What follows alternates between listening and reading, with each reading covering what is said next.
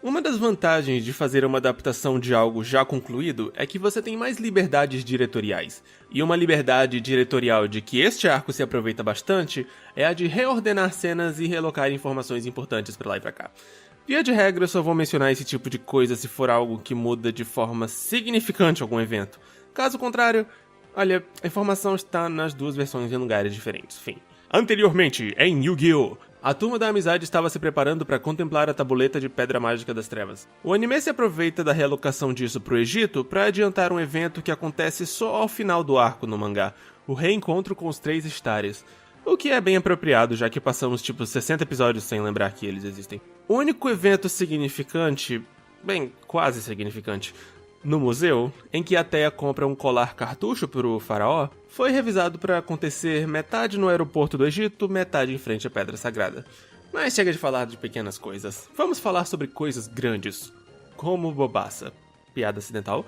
No mangá, a turma é recebida por ele nas escadas do museu, um agente enviado por Shad para entregar pro Yugi a chave e a balança do milênio, e que depois os acompanha em sua aventura no mundo das memórias. O anime o trocou pelo próprio Shad, que dá menos informações para nossa turma do que o Bobassa dá no mangá.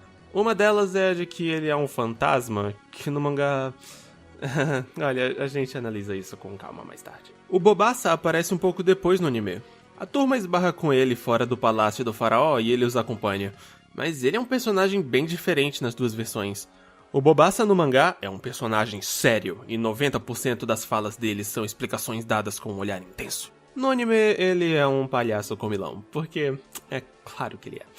E a adaptação também deixa sem justificativa o lance de ele ter trancas na roupa. No mangá, ele é um cofre humano para guardar as relíquias. E depois elas têm um segundo uso que o anime deixou de fora, mas mais uma vez, falamos disso quando chegar a hora. Ele também informa aos nossos heróis que ele e Shad são guardiões da tumba, que nem os Stars, só que de uma vertente diferente, porque o clã se fragmentou no decorrer dos seus milênios de existência. Não é uma informação super útil, mas é interessante. Mas agora vamos ao ponto mais confuso dessa coisa toda. Como o Bakura se encaixa nisso tudo?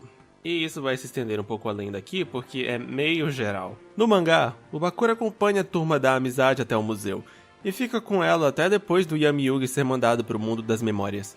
Infelizmente para ele, o Bobassa usa a balança do milênio para fazer um teste do bafômetro de maldade em todo mundo. E claro que o Bakura não passa, e vai embora. Mas o fragmento de alma que o Bakura depositou no Enigma do Milênio, tipo 15 volumes, segue a trupe do Yugi até eles encontrarem a entrada para o mundo das memórias, e lá ele age como um fantasma, flutuando para lá e para cá atrás de seus próprios objetivos. Em outras palavras, esse Bakura e o ladrão Bakura são duas entidades separadas.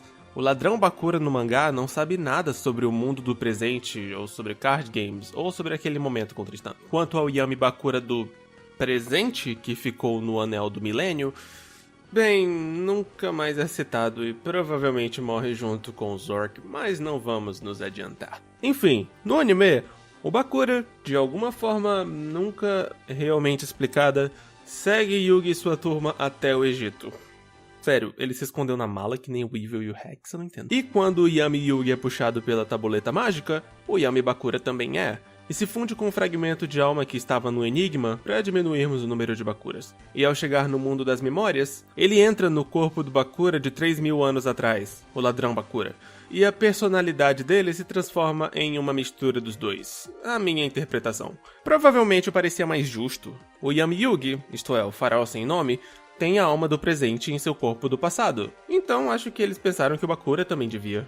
Naturalmente, isso causa um monte de alterações de diálogo que são impossíveis de listar todas. O ladrão Bakura do mangá só fala sobre as injustiças sofridas por seu vilarejo no passado e sobre achar o verdadeiro caráter das relíquias do milênio e usá-las em sua vingança. No anime, o ladrão Bakura faz isso, às vezes, mas também fala sobre o supremo jogo das trevas sendo jogado, e faz referências a eventos passados, e está ciente do que está por vir, etc. Sim, é confuso, mas foi o modo mais simples que eu achei de resumir essa bagunça. O motivo para tudo isso, por parte do anime, foi provavelmente para diminuir o número de jogadores, perdoem trocadilho, e unificar melhor o nosso chefão.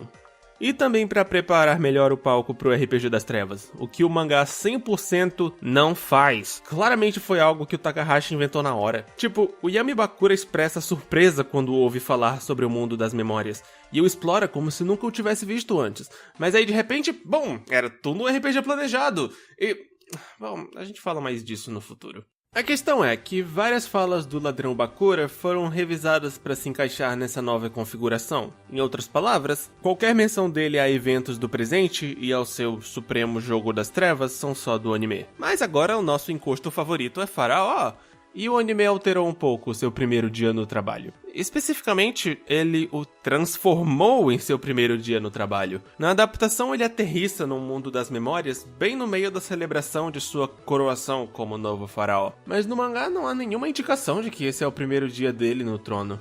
Digo, ele não parece ser faraó há muitos anos, mas no mínimo ele já tem umas semanas. Isso provavelmente foi feito para justificar melhor a ignorância dele quanto à sua própria vida, e por conseguinte causou alterações à cena da remoção do K de um criminoso. No mangá, ela era um evento programado para aquele momento, mas no anime, esse cara tenta matar o faraó no meio da celebração e, como punição, eles o utilizam para demonstrar o funcionamento de Kas e Bas pra gente. E isso nos leva ao primeiro evento-aventura desse arco, que é a invasão do palácio pelo ladrão Bakura.